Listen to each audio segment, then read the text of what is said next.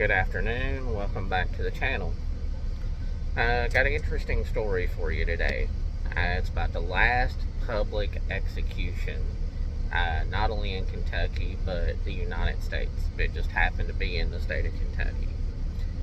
August 14th, 1936. Rainey Bertha was a 26 or 27 year old black male. He was a farmhand. All it says on his information, birth certificate, such, was that he was born in 1909, making him 26 or 27 years old. So he raped and strangled Elza Edwards, age 70. Now, this whole thing was turned into a big, gigantic circus. Under the law at the time, the maximum penalty for rape was hanging in the county where it happened.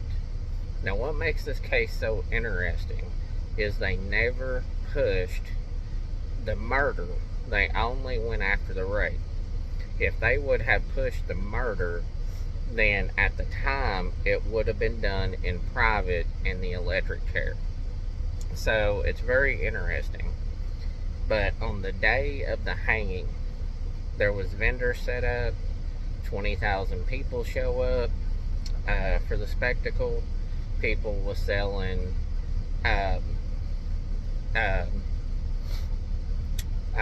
souvenirs, popcorn, and his last request was for his remains to be sent back east to his sister. Now, that never happened.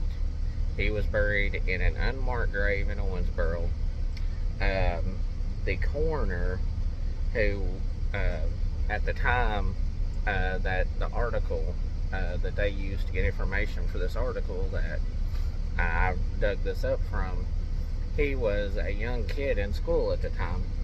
Well, he pointed to an unmarked grave in a muddy part of the graveyard where they buried him. So his last wish was not carried out. But I just found that very, very interesting that they didn't push the murder deal because they wanted to be able to hang him in public. This was an absolute, it was weird. It was weird looking all this stuff up, looking at the pictures, that sort of thing. But I encourage you all to go look a little bit up about this story. It's crazy how it was a circus atmosphere and everything.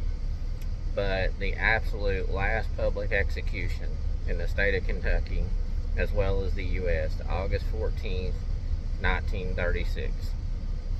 Until next time, y'all have a good one.